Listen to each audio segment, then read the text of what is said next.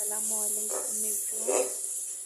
আজকে আমি ভুনা খিচুড়ি রান্না করব।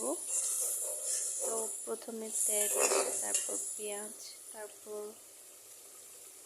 মশলা দিয়ে ভালোভাবে কষিয়ে নিলাম।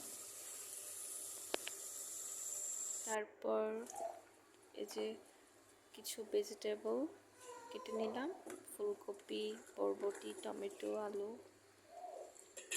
তারপর মুসুরির ডালটা দিয়ে দিলাম। তারপর এবার সবজিটা দিয়ে দিলাম, ভেজিটেবল ভুনা খিচুড়ি। তারপর এভাবে কষিয়ে নিলাম, একটু নাড়াচাড়া করে নিলাম। গ্যাসের আঁচটা একটু বাড়িয়ে দিলাম। তারপর নেড়ে ভালোভাবে কষিয়ে নিলাম। এবার ঢাকনাটা দিয়ে দিব।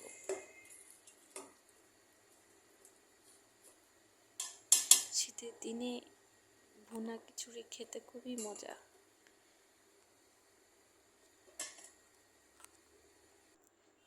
তারপর এই যে চাল দিয়ে দিলাম। দুঃখিত, আমি পরে চাল দেওয়া এবং নেড়ে দেওয়া সব কিছু এগুলো একটু ভুল হয়ে গেছিলো। তারপর গরম গরম পরিবেশন করলাম সালাদ এবং বোনা মাংস দিয়ে।